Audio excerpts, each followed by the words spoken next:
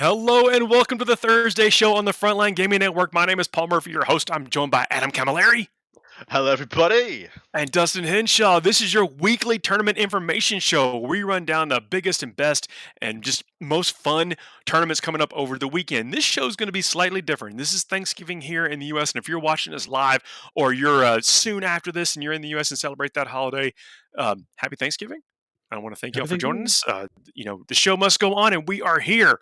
And this weekend, we're going to be talking about the Hellstrom Gladius from Sutton in Asheville. I want to make sure I got that right. We actually brought a lot of stuff into London that wasn't in London a couple shows ago. And, don't worry, we heard about it. But Yeah. Sutton in Asheville, England. Somebody tell me where that is. It's up in the middle. So you got Nottingham, and then it's up and to the left. I think it's next to, is it Mansfield? There's another city that's quite close to. He's Google Mapping it right now. I am absolutely right. There was a Mansfield. It was Mansfield. It's like slightly off Mansfield, like a sub town up there, and it's directly above Nottingham. The both of them. So we're going to cover. We're going to cover this tournament, then we're going to talk about some discussion topics. And we got an exciting Fuego Pico down at the end of the event, or end of the show. And that's something where we run down, some rapid fire topics and talk about some exciting things, some fun things, and maybe funny things. I don't know how funny we get, but you'll see as I hang in there. So it happens. Hellstrom Gladius 46-player grand tournament event in England. Yeah, another one in the currently long lineage. It's only been like gone for less than 12 months of Mikey and his crew at Hellstorm running events here, there, and everywhere, doing a great job, bubbling away, putting some nice events together. The quick and dirty stats here. So yeah, like I said, 46 players. The Imperial Super Faction reads as thus: 1 Sisters, 1 Admech, 3 Astra Militarum, one of which is Steel Legion. You're a champion. 3 Grey Knights, 6 Imperial Knights, boys. 6 Imperial Knights. And 13... Knights are taking it by storm. Mm-hmm. They're good. They're good now. Yeah, and I can tell you right now, even though I haven't updated it because I totally forgot, Knights is the most represented faction in attendance. Wow. That's a humongous jump. I mean, I know we're talking about 46 players. That's still very commendable. But to have Knights be at the top of what we call our faction podium is pretty impressive. Mm-hmm. Absolutely right. Jumping on from the Imperial Super Faction into the Space Marines, we've got 2 unlisted Astartes, 1 Dark Angels, 2 Blood Angels, 1 Ultras, 2 Iron Hands, 2 Salamanders, and a single Imperial Fist, because every town needs a legend, and there you are.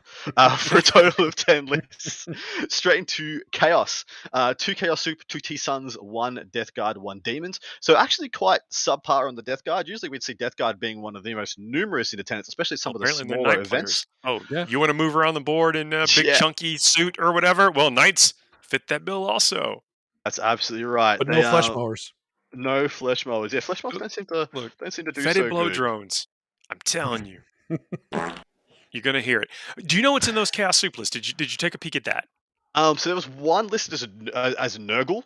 And so it was a amalgamation of Nurgle demons and I believe Death Guard, and the other one's listed as Slanesh, so I'm assuming that'll be Emperor's Children and Slaneshi demons. So which I do think both those are kind of interesting at this point, especially if you're going into the, people are considering the Thicc city future, and you want to be resilient against things like Talos, Kronos, and in addition being good against and resilient against stuff like Hive Guard. Doubling down on either the speed factor from that Slanesh brings to you if you're a Chaos player, or doubling down on the durability factor which Nurgle brings, seems to be a 2 decent ways to go for peoples of that super faction.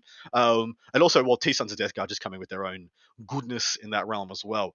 But a -1 to wound keeper, who you smash a 4+ invulnerable save on when you need to, moving and advancing across the board. There's only so many turns you can keep that off your Hive Guard, especially when you've got like Demoness considered an immortal keeper is what it.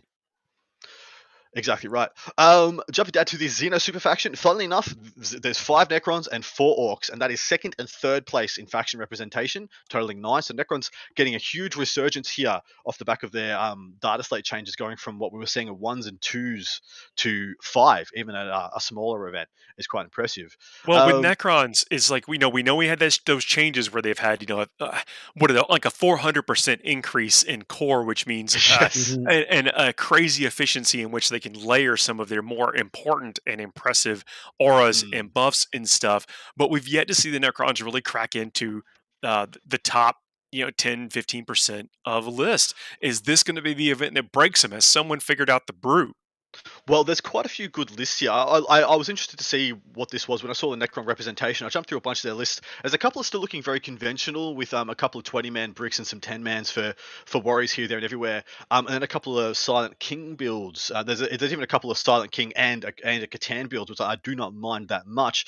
But I feel like it's still missing something. Like, I go through these lists, I'm like, it's just like one unit missing, which I hope they get with the balance changes hopefully coming in chapter approved. They get some points adjustments, if at all. I just want their characters to be a little cheaper, knock 10 points off some of the Chronomancer or Technomancer stuffs, and then I think they'll get a huge lift and start Bring being down able some to destroyers, really plant that especially the flag Ophidian, like the close combat stuff. I think that Those close combat destroyers yeah. are actually devastating, like really good.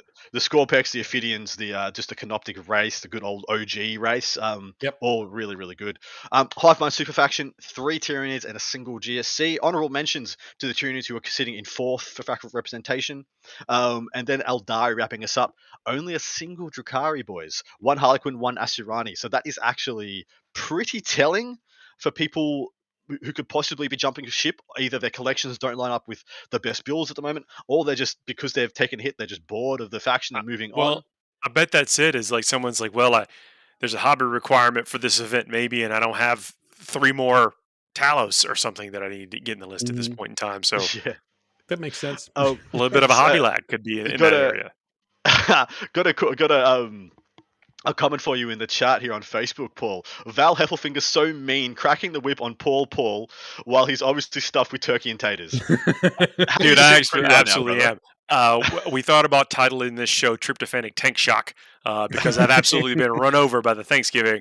But show must go on, and I love being here, and I love being here hanging out with y'all and the folks in the comments, which I want to give some shout-outs. Yeah, Artemis Steve, Nurgle Matt, Sir Monstein. Thanks, everybody, for coming in. Oh, look at Scary joining in. Just joined us. Welcome, mate.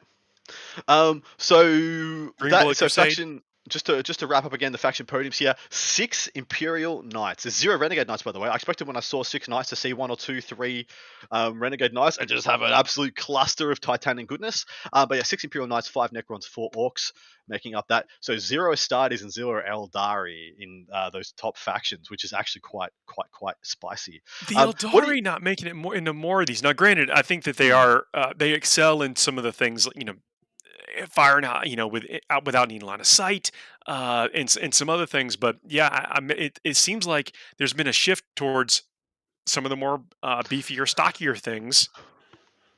Yeah. Well, you were also talking about like a couple episodes ago that Drukhari especially, they struggle against T8 stuff. And if there's 6 knights here, and they knew there's going to be a lot of knights here, those Eldari players are like, nope.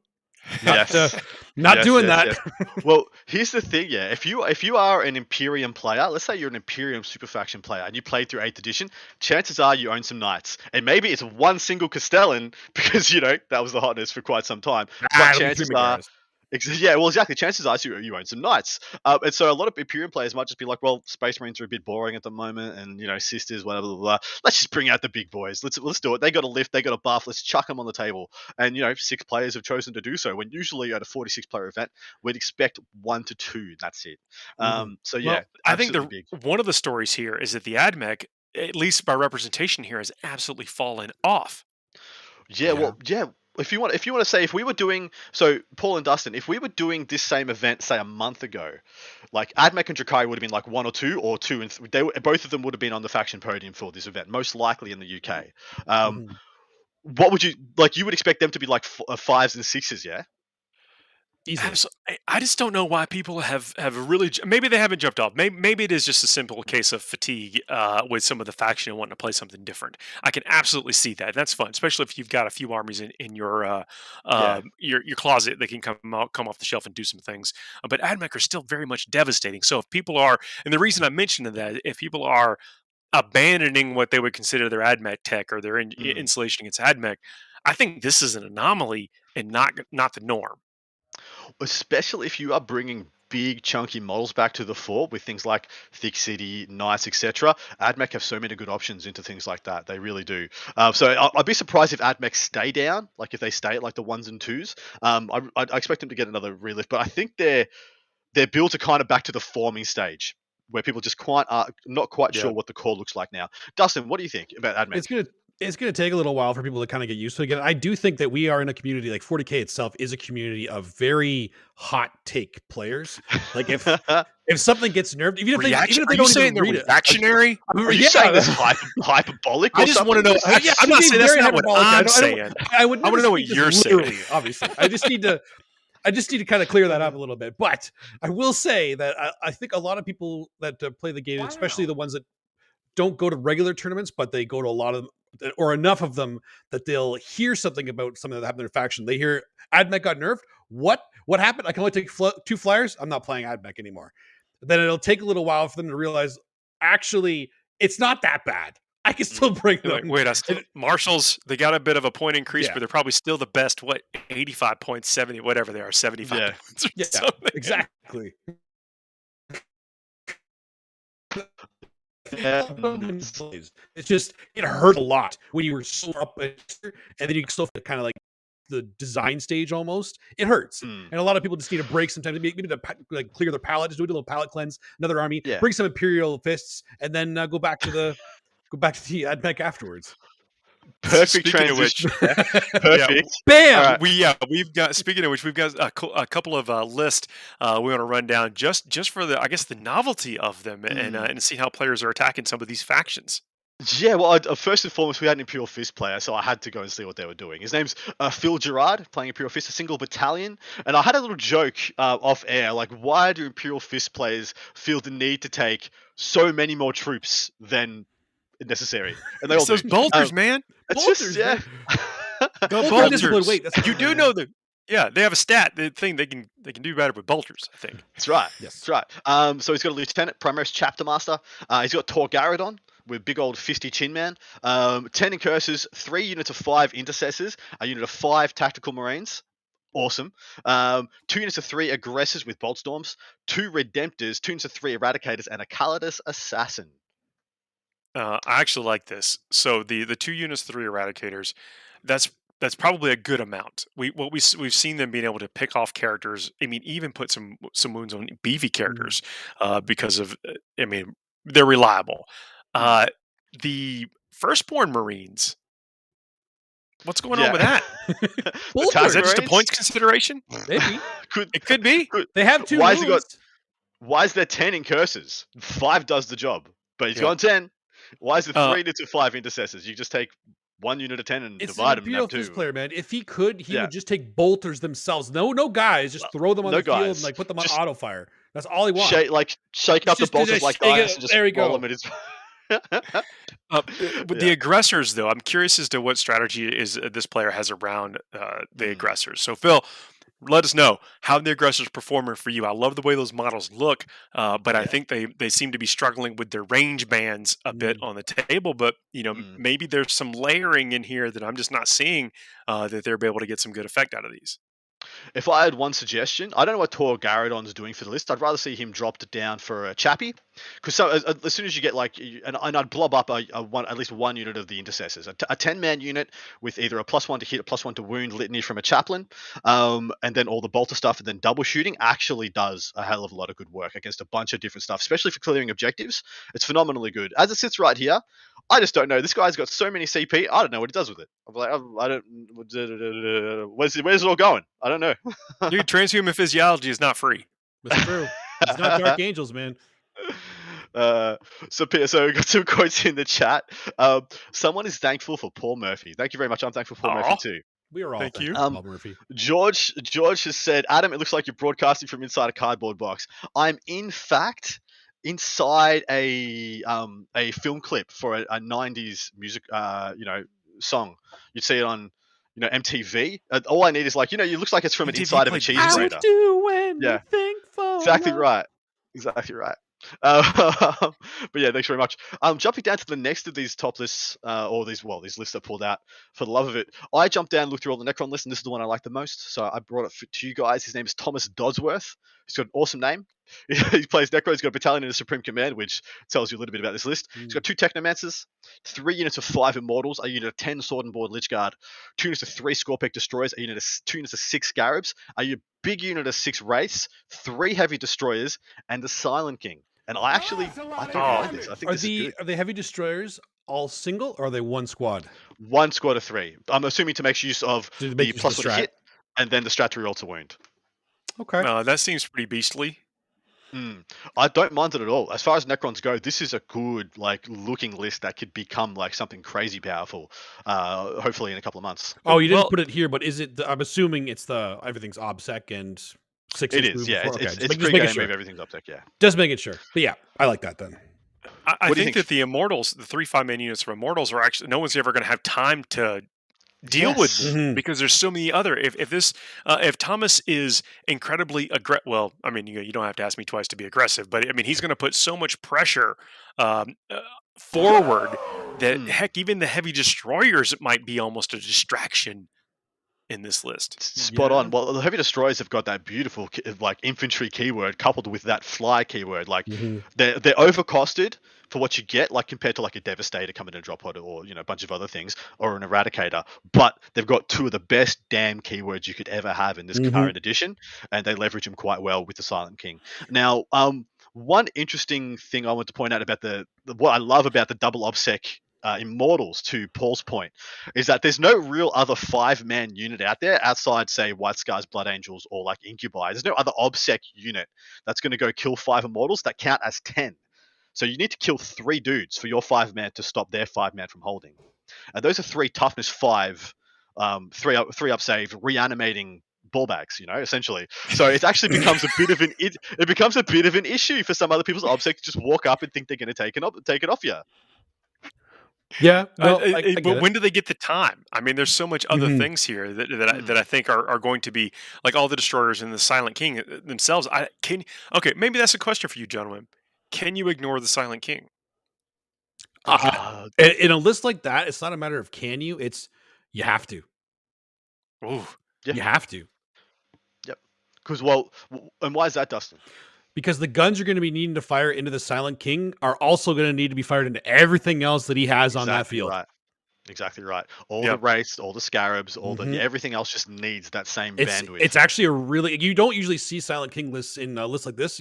It's not like a close combat heavy. You usually see him in a warrior spam or something like that. And I like it much better in this style of list because, like I said, you almost have to. And if you don't ignore him, everything else in there hurts.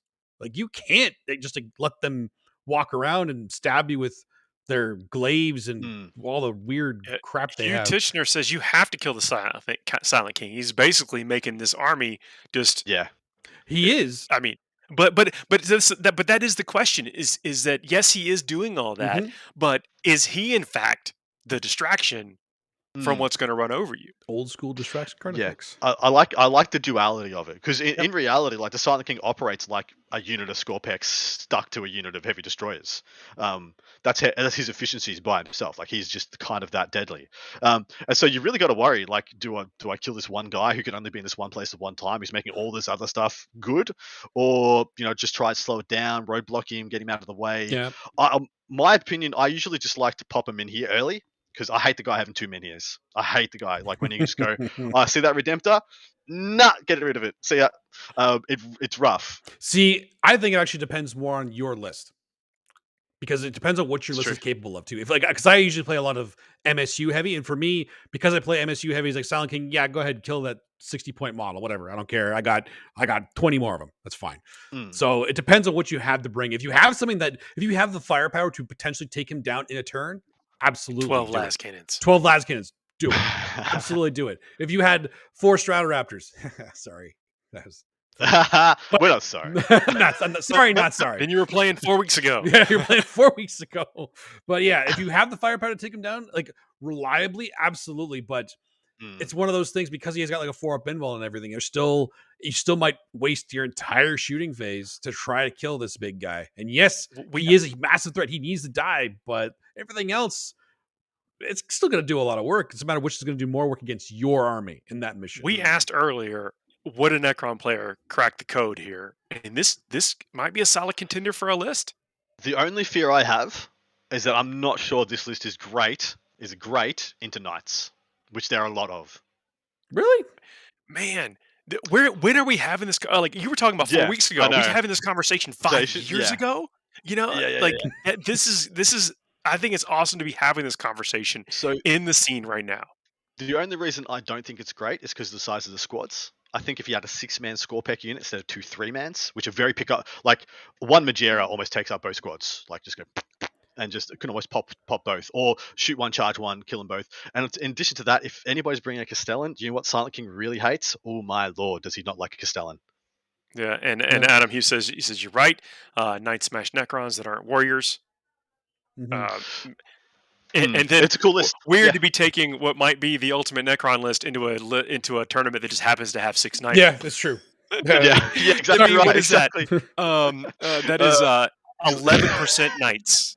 Is what he's like, yeah. He's shaking his hand at the sky, like, "Where's the MSU Drukhari at? Come on, give it back." For you. You've got another interesting list coming up here. This is we're going to talk about Tim Whitney and his Steel Legion Astra Militarum army. If there could be one guy who's more of a champ than the Imperial Fizz player, Steel Legion, my boys. He's playing Guard, Steel Legion, a single spearhead, all 2,000 points in a single spearhead. He has Tank Commander with a Vanquisher on his Tank Commander. I just had to stand up and almost applaud. 2 Units of 5 Scions, 2 Astropaths, a Basilisk, 2 Mortar Heavy Weapons teams, 2 Lehman Russ Demolishers, 2 Lehman Russ Battle Cannons, a Lehman Russ Eradicator, a Lehman Russ Exterminator, a Lehman Russ Vanquisher. And they're all in, squadrons of 3. And then I've just got Waterman in quotation marks because this is legendary. And just to point out, all the Lehman Russes in this detachment are OBSEC. Yep. That sounds pretty good. Hilarious. Unfortunately, they still only count as one model. They still only count. Like the Gimli impression when Legolas kills the elephant. Still only counts as one. But this list is a lot of fun. I mean, the choices of gun are head scratching, like Vanquishers, Eradicators. Probably how they're modeled. Exactly right. It's probably just what this gentleman's collection is. I've got 1 or 2 of every single variant, so if I ran all my Russes, it would almost be the same list as this guy. See, there you go. Exactly. I bet that's what he did. Is like 2+ save. What do I got? What's on the shelf? Yeah, what's on the shelf? One of those. Put him in the cart. Good luck. I don't know what I'm doing with this gun, but I get to fire it for 3 rounds while you try to figure it out. Yeah, that's right. Exactly right. I respect that. Look, none of the guns only the Vanquisher do I think is actually bad. I think the Vanquisher gun is actually bad because just like the railgun on the what's it called? What is the Tau gunship platform called? The Taunar? What are you talking about? No, you're talking about the tank. The hammerhead? With the railgun. The hammerhead. Yeah, that's wow. I'm so sorry. I'm so sorry. Words escape me. I was spacing there for a second too, does it? I was like, wait a second. Don't worry, I know I got it's a this. shark. But just like the hammerhead, the Vanquisher is pivoted at the 1-shot, 1-kill vehicle weapon in the fluff. And yet it's a gun that is chronically incapable of killing any vehicle in the game in 1 shot, barring like a land speeder. And so you're just scratching your head like, this does not line up. These 2 things are so far apart from the fluff in the game, it's actually kind of annoying. You like the Eradicator better than the Vanquisher? Because it's got blast. Because it actually it's got ignores cover and it's strength 6. And there's a lot of toughness 3 stuff to target without, taking away cover and doubling out for winning on 2s can still be okay. Yep. Okay, no, that's fair. I mean, I really think it's a question of figuring out what was the right point matrix to get him to the strike force, and then getting as many Lehman Russes on the field as I think probably as possible as points allow. You boys are absolutely. Well, most of these got sponsons on them, mate. So he's actually spending points he doesn't need to. He's got lads cannons on some of them. He's got heavy bolters on some of them. That's how they're modeled, 100%. You guys were right before. He just went right up to him and just was like, I haven't used you boys in nigh on 3 seasons. Just I guarantee he started that list with all of those Lehman Russes, however they were modeled, and then built the rest of it all on that. They just chucked in some mortar teams. Yeah, the mortar teams, I got that too, sure. I need some out of line of sight shooting Basilisk. Done. We had a comment in the chat from Gordog said is magnetizing some Blight Lords while listening to us. That is absolutely awesome. Nice. And I'll say Blight Lords I magnetized up the heavy weapon arms on mine just to give some functionality. And they were just so easy to do because there's so much plastic there on the model. I mean, there really are chunky boys, and you can put a pretty healthy magnet in there, and you've got a lot to handle on and work with. As someone, I'm a little bit clumsy with magnets, so that's pretty awesome. As long as they Another weren't thing- Deathstroke, because otherwise Paul would have said something different. They're terrible. They're terrible. Shout out in the chat as well to my man Hugh Titchener, local to Victoria, the state I live in. Got to love the FLG show at lunchtime whilst procrastinating in the home office. Love it, mate. I can address this whole death route situation if you like. Do it. Well, do maybe it. Step up on your soapbox. Well, it's not too bad of a segue, because right after this, I want to talk about just meta builds, current meta builds, and talk about what people are calling the Thicc City and the Hive Guard Tyranids and Grey Knights, and then Knights themselves, and specifically to address some Death Guard. Like, look, and we'll do it just briefly because I know I talk about it a lot. Some of it's a little tongue in cheek, but with the Death Guard, they need to be able to move. Like, basically movements is an issue for them, so being able to get places, and if your opponents are not complicit to letting you get places, then your mobility is a bit of a hindrance, a liability to you. And so I think that if you go into the Death Shroud route, you're better off just having more Blight Lords, so you have the capacity, as you're taking casualties, to be alive to get further across the board or get where you need to be. So that's my deal.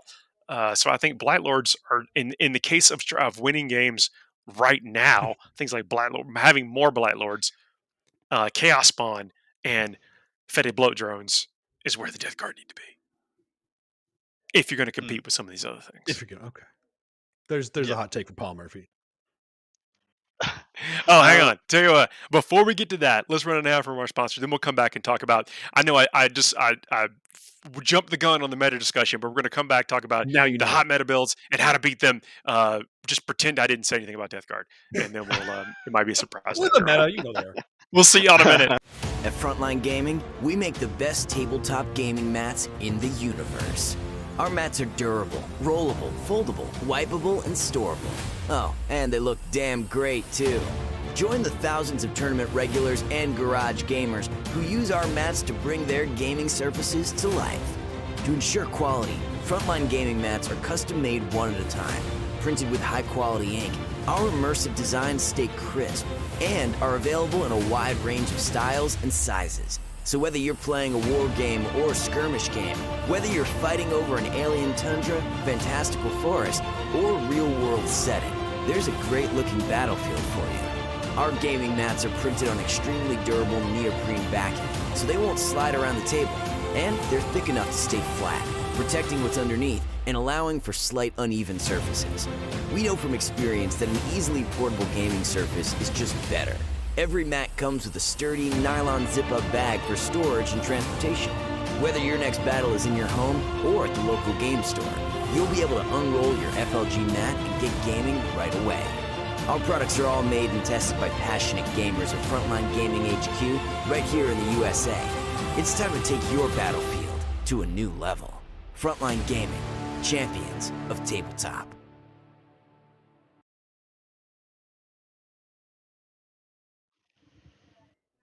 We are back.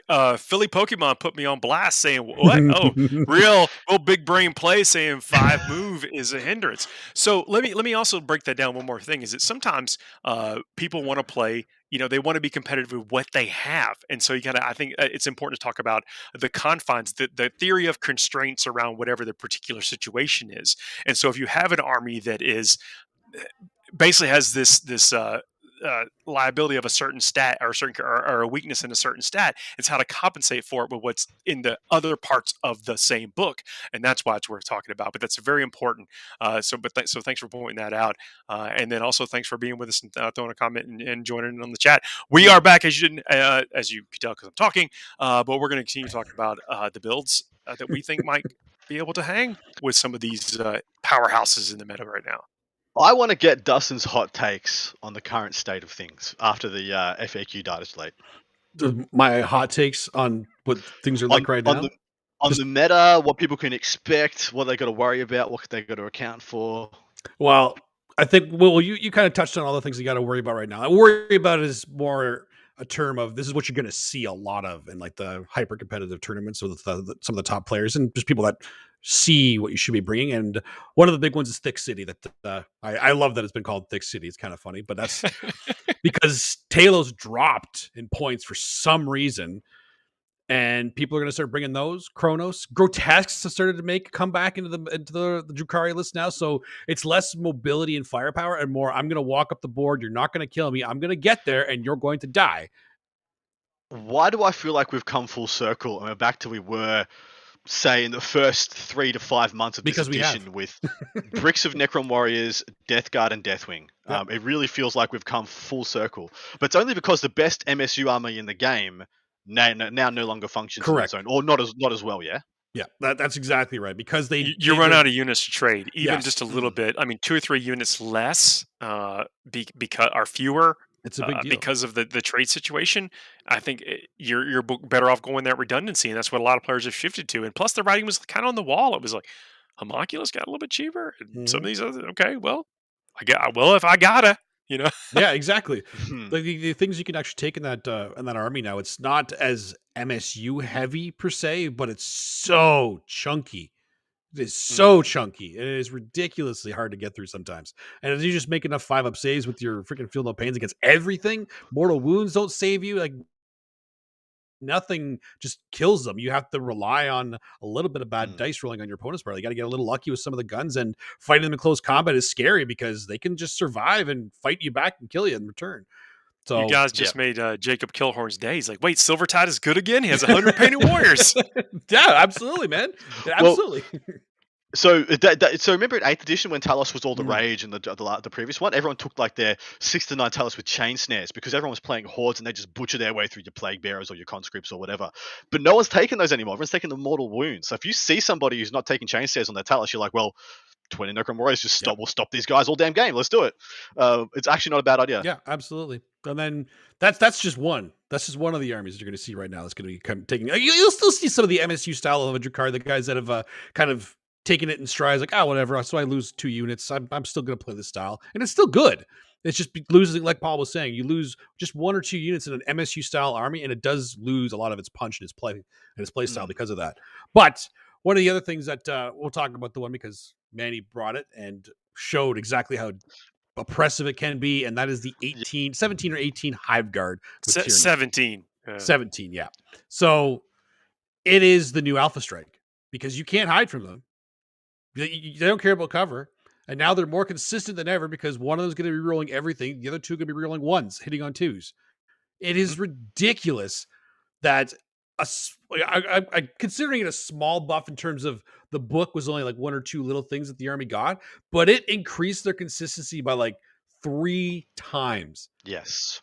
Wow. And it is terrifying to sit on that table like, okay, terrain doesn't matter because all of your guns ignore line of sight anyway.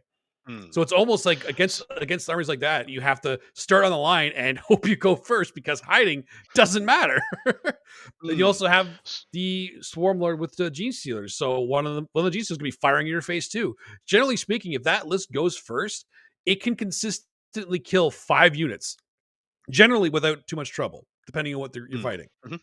It's terrifying. Like it's real good. And it's running this real nice, really stable tension that it causes your opponent, and the fact that you don't want to be. It's 36 on the Hive Guard, yeah. Yes. So you want to be you want to be outside 36 to not get shot, but then you're not playing the table, or you want to be within inside 36 and closing the distance in order to stop the Hive Guard, but then you're getting destroyed by Gene Stealers, Devil Gaunts, and characters. And so you're in this like damned if you do, damned if you don't. And if you do not have a plan, you're not going to do either well, and you're going to get smoked. Yeah, exactly. But you need to do one of those things: hurt them from further away than they can hurt you. E.g., like things like we talked about Manticores. Some knights can do it, can outdistance them with stuff like. I don't know if actually Wyvern's a good choice, but I just feel like they have a lot of shots. Dude, against things like Gene Stealers, people are taking units of 12 Gene Stealers, which is the perfect maximum for your blasts.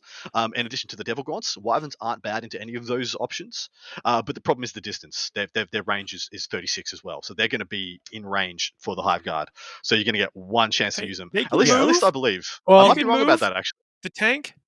You can. The other thing is too, use a tank. you have to remember too that a lot of those lists will actually have the redeploy. So 2 of those Hive Guard units might get redeployed. Exactly right. After you know if you're going first or not.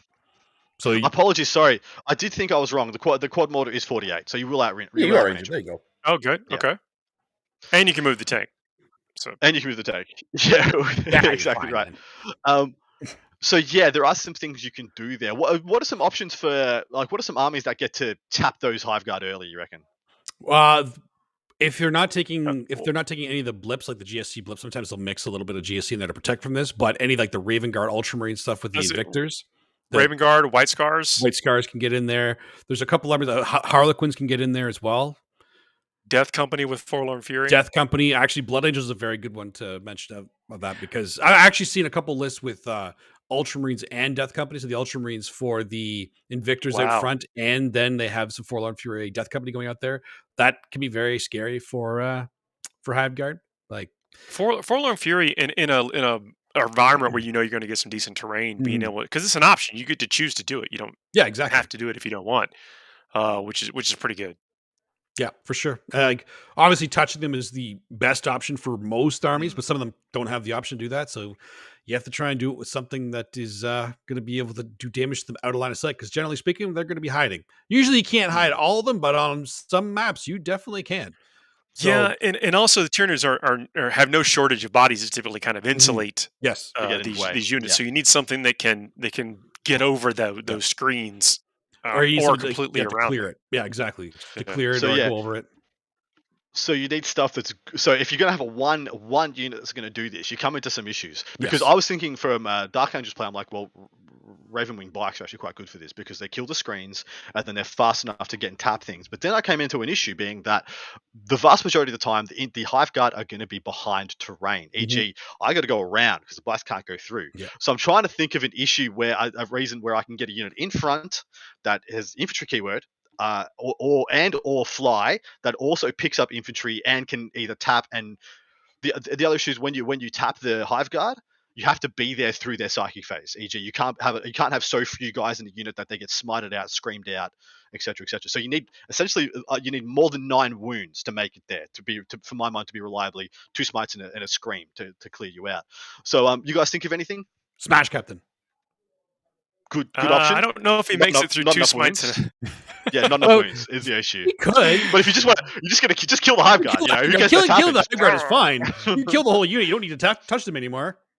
Drazar was surprisingly a good choice. Yep, Drazar. Dark Eldar can still do it. They absolutely can.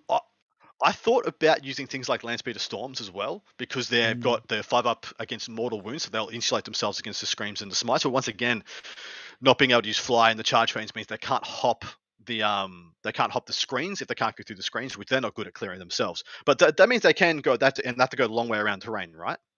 Mikhail Hunstead says a big brick of Black Knights with 1 grenade launcher to stasis shell the Hive Guard before charging in. The issue there is that unfortunately, you'd have to target and kill out a bunch of the Gene Stealers as well on the way in. Otherwise, the Gene Stealers will just eat the whole squad because they're that dumb in how much damage they do. Don't you have bolters on those things? Well, they've all got plasma. Black Knights, they have plasma. Yeah, they have plasma. So you go in and you try and target out the Gene Stealers with all the plasma guns. And then go for that. Gene Stealers seem to roll just really well against anything I ever do at them. I know. We can't be in that case. You're on your own there.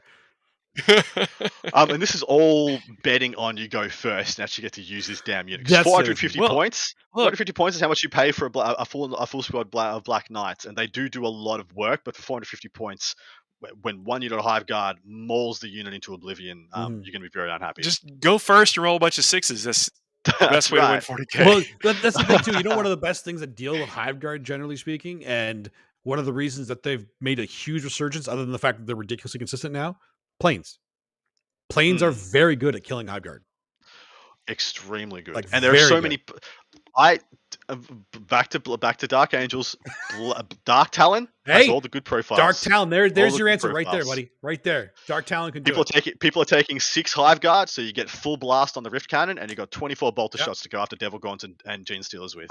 You just answered Sandbar coming in here with with airburst fragmentation projector crisis suits. Oh, Actually, yes, and a bunch of SMS is actually not it horrible. actually is very Actually good. not The horrible. thing is, because they're going to be taking 3 groups of them, they're even if some of them do, at least 2 of them are not going to have the enhanced resistance. They're not going to be ignoring AP 1 and 2. They're just going to have a 4-up save. Like, yeah, it's the good. Rift Cannon also. Apparently, someone's been very adamant about the Rift Cannon. Fire that Rift Cannon. Yep. There you go. Well, yeah. So that is a weakness of the Hive Guard. They're rend 2. They are rend 2 ignores cover, but if you can have a decent density of ignore rend 1 and 2, are you that worried?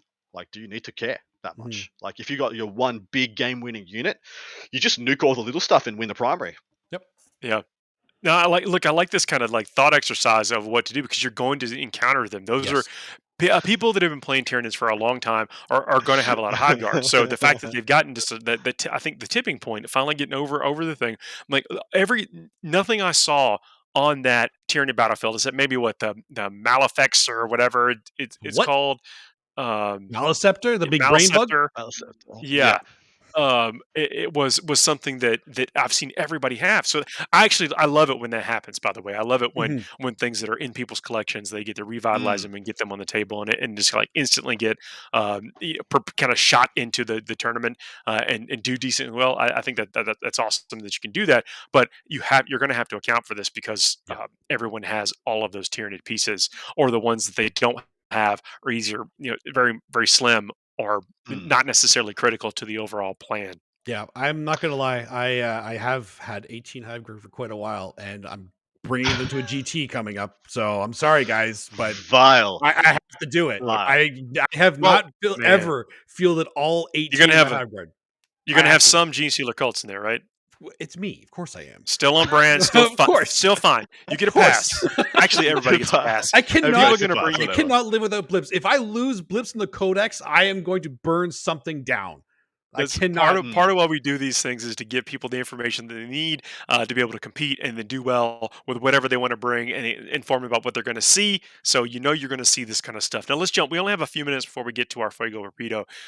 Let's talk about Knights. Knights with just a small change of getting some more OBSEC seems to be enough to get them on the table for people. So I'm of the opinion Knights will not be STR breaking the game or anything like that, but they're back to that true hardcore. I am a gatekeeper. If you do not have a plan, I might just run you down, run you over. And you got to think about it. You got to think about how do I play into Knights, because they're the most, well, it's them in Thicc City are the ultra polarized stuff. You have to have the right profiles, as you just don't get to play against a game against them. Dustin, what do you think? I played against New Knights. I played against them with Grey Knights, ironically, because I don't play Grey Knights generally. But I played against them. And Grey Knights? You were playing Grey Knights, or they? I was playing Grey Knights. Okay. It was a game of who could make the most 4-up invulns. That's what it felt like, because every single thing that we did to each other, it just came down to a 4-up save. The problem was the Knights, now that they count as 10 models, and they were Megaras with OBSEC. Yeah. What am I supposed to do for primary if I can't kill you off? I threw 3 Dread Knights into 1. I did 3 wounds. Whoa! Just because the invul is like what? Did I do something wrong? I don't understand. Like, did I make a mistake? I don't understand what. But that's what happened, because but you have to kill them. You have to put all the resources into it, because these big Knights that, as we were talking about the Silent King before, you would try to ignore it, because, all right, fine, you're just one guy, you're not even OBSEC, like 10 mile OBSEC, whatever. Now these things that are killing me are also winning the primary. It's ridiculous. Yes. It is. It's really So I remember me and Paul doing a bunch of things. I was like, at the end of an FTN episode, like, how do they make Knights feel good? Because Knights are always one of those things that if you buff them too much, they're OP as hell and no one has a bad time. But if they are what they've been like here, format warping. Exactly. Or potentially format. In the past, they've been format warping. Now, I think they actually fit really well into the Warhammer 40,000 area, and people can interact with them more. I always thought they should step down in how many OBSEC models they count for as they degrade. So there was a reason to degrade them. Oh, yeah. So you went from 10 on the big Knights to 5 to 3. I like or that. 2. And then on the little Knights, you went from 5, 3, 1. Or 5, 2, 1. And I always thought that was a very clever, very elegant way for GW to do it, to make you want to degrade things to a certain level in order to worry about your damage. Because right it is now, it's just do I kill a knight or not kill a knight? It doesn't matter because I got 1 CP to act at full, and they still count as 10 models. So if I left him on 1 wound, it's the same as if he's on 24. It doesn't. I mean, no appreciation. You're just like wishing here now. You're just like talking about like what maybe could have happened. Exactly right. But yeah, what knights bring to the table is that they have this just like nuke button where just any turn you could just swing and miss and lose the game. And people have got to start worrying about that now. Like, do we have to do like even with Grey Knights and T-Suns in the game? Do I have to actually bring my damn null zone back into my list? Otherwise, Majerus makes too many 4+s and I lose. If you're taking Marines and you aren't taking null zone, what are you doing? I'm seriously, null zone is so good. Yeah. You really should be bringing it. Anything that has like a mass ignore invuln. Why aren't you people taking it? You have any idea how many invulns are in the game right now? Dude, well, as soon as you get rid of the invulnerable Majerus, like 5 Blade Guard just maul that Majera down. Blade Guard will do it. Like, especially if they're bloody Pauls and they're, +1 to wound. They'll just go in, see you later, brother. Yeah, like, it's nuts. It's nuts, the difference it can make. But at the same time, you just give T-Suns an auto 15 and you don't get to get your Abhor the Witch. So it's a rough balancing act to have to worry about now. I don't think you should ever not add something to your list that will add like, value to your list just because you won't get a bore. Because that's only point. 2 matchups that you're really going to take a bore, right? Yeah. 90% of the time. So to not take something because just in case I go against Grey Knights or Thousand Suns, I'll have a good secondary. You should already have a third good secondary planned, right? That's a great chaplains right now are more reliable than librarians for that exact reason: the secondary choice and the fact that they can't be denied on those things. And so, but I think the question is now: is null zone more important than any of that? And the answer could be yes. I would say so. Dude, was it turn 4? Does turn 3 Thicc City gets his 5 up invuln, or is it no? It's got +1. It gets +1 to hit. It's turn 4. It gets his +1 invuln. Yeah. From the Power from Pain. Power from Pain. I can't remember if it's turn 3 or turn 4. Turn 2 is actually the important turn for Thicc Cities because they get to be able to advance and charge, that's where and so a lot of the stuff we were talking about earlier, not to sidetrack us, I know we're on the night's conversation is getting them before they get into that phase. How much damage can you do in turn 1 to them to make that advance and charge way less? It's turn 3, Adam.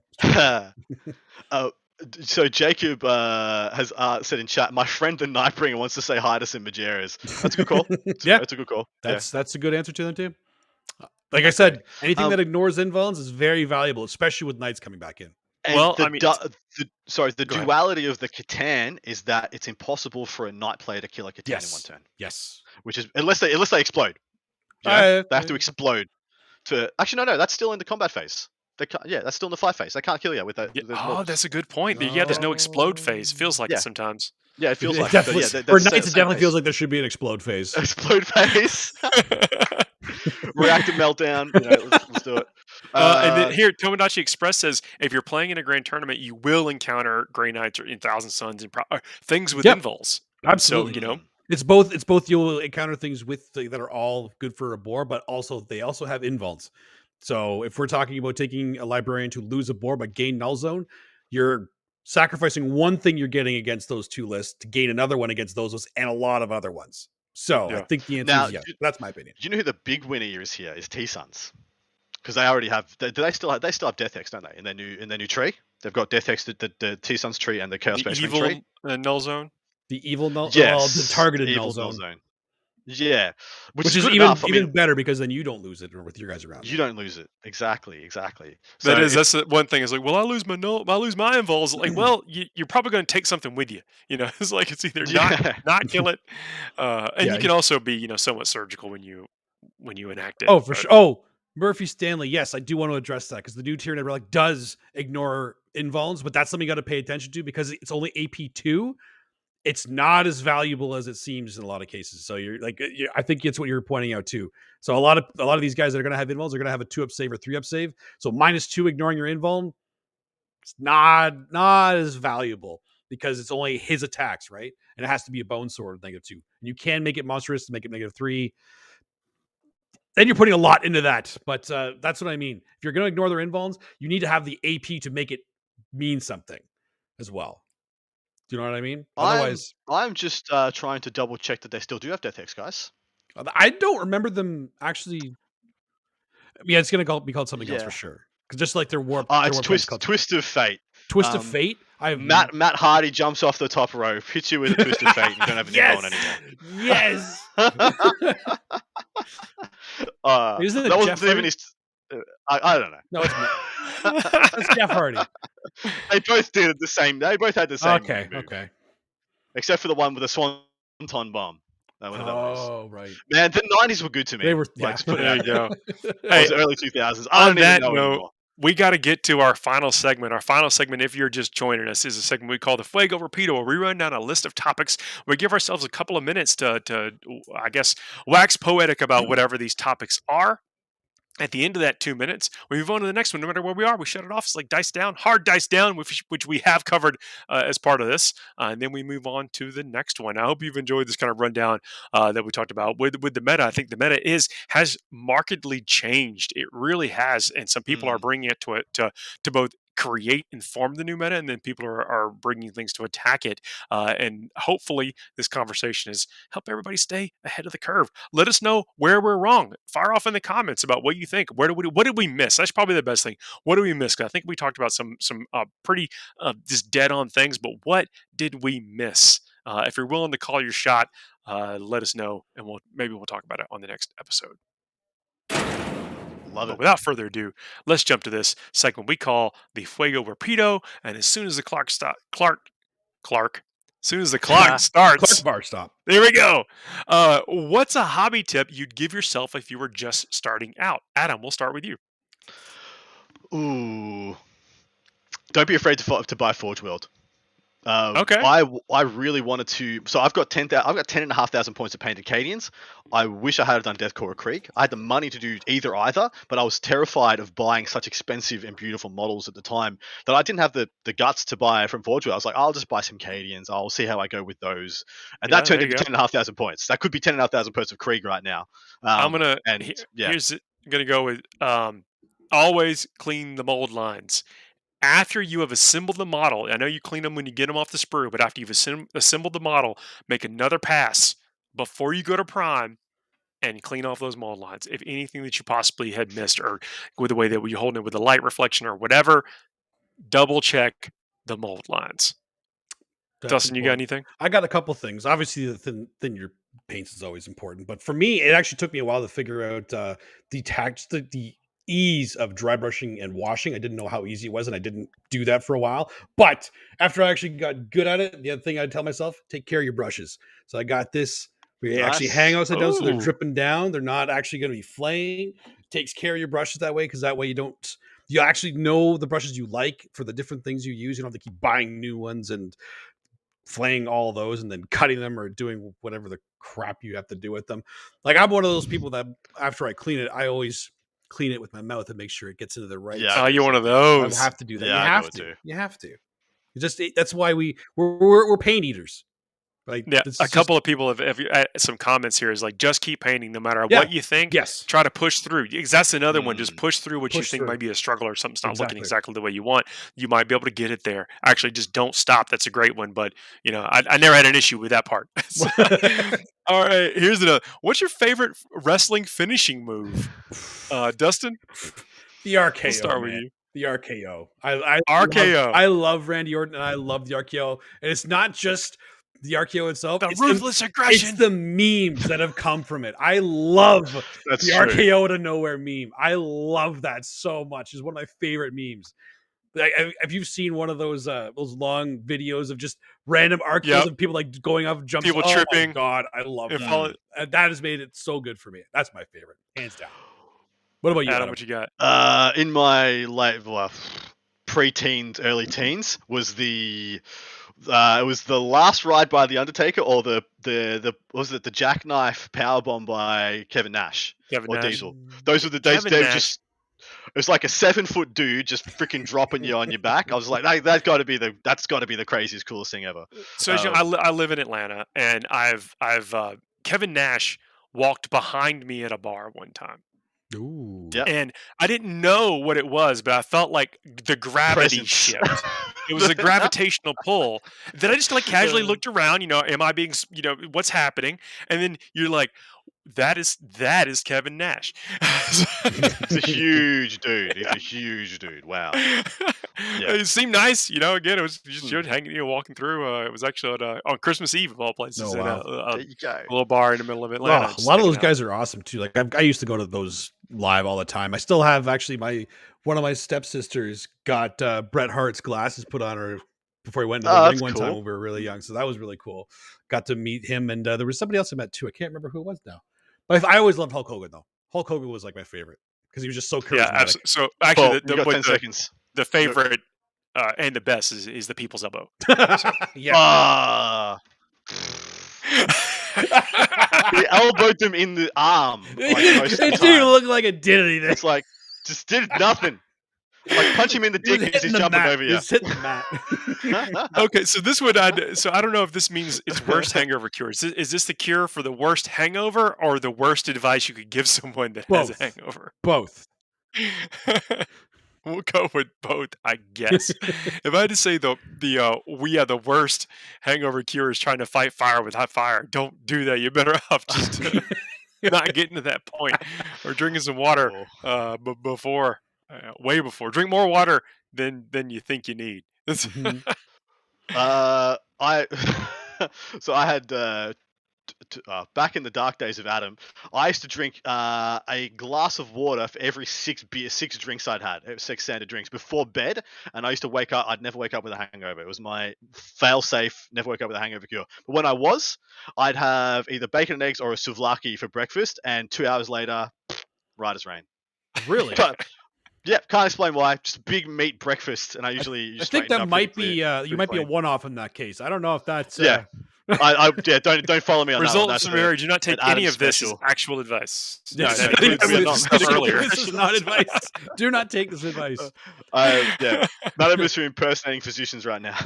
Absolutely not. This does not count as anything. That said, though, be responsible. The best cure that I've found is a Caesar in the morning. A Caesar salad? No, actual Caesar. What's that? Like Ides of March? What? A bloody? Oh, you call it Bloody Marys. You guys don't call it. What? Yeah. Sorry, I guess it's a Canadian thing. A Bloody Mary. Stab the glass. So dressing with anchovies. You put a Caesar salad into a glass. You make sure you put enough dressing on there. Bacon bits, so it might actually work for you, Adam, because there's bacon in there, and then you just drink that. Maybe you need to put it into a blender first. I don't know. A Bloody Mary is a legit option. There you go. Apparently, Dorian's got it figured out. These guys are all right, crazy. Here we go. This should be an easy one that we're all going to agree on, right? What is the best looking tank chassis in Warhammer 40,000? Ooh. Let's just guess who put this on there. It's this guy. I'll tell you what it is. You want to know what it is? What is it? Just lay it on me. You're gonna the say Sakaran. Oh, I'm impressed. I thought you were going to say something crap like a Ball Predator. Well, the Ball Predator is amazing. If you could strap Ball Predator cannons on the Sakaran, I don't know how many I would own at this point. I don't know. The Sakaran is a good looking tank. Absolutely good.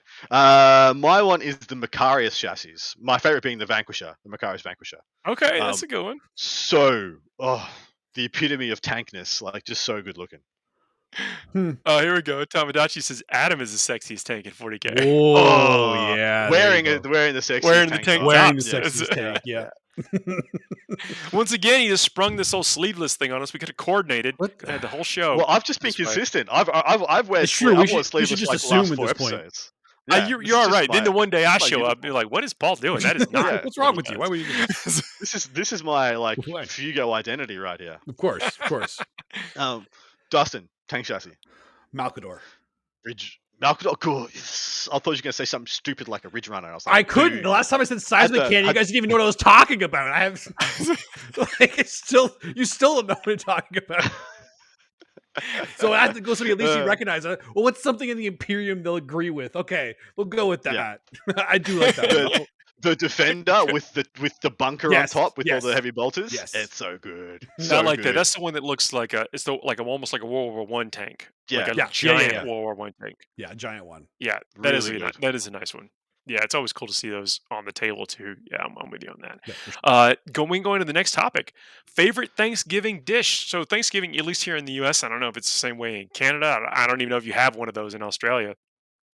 Uh, is Not like a the same thing, but our Christmases are very similar to your Thanksgiving, where we just eat stupid amounts of food, and I'm sure that's yeah. similar for you for Christmas as well. So We've actually Yeah. utilized some restraint most years, but I try to mix it up a little bit. I'll tell you what I made for my favorite dish this year. Uh, a um, a chorizo queso dip.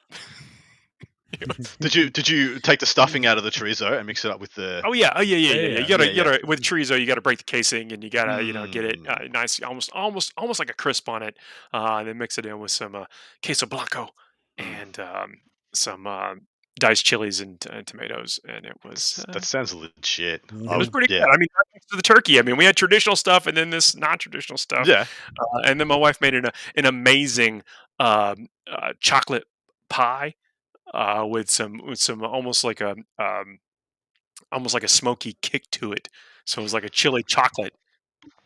We like spicy stuff in this house. I don't know if you figured that out, I but Uh, figured it it was out. we got it. Yeah. those We got just absolute premium. I'm still like feeling the effects of them. He's tasting it again right now. it. He's feeling good.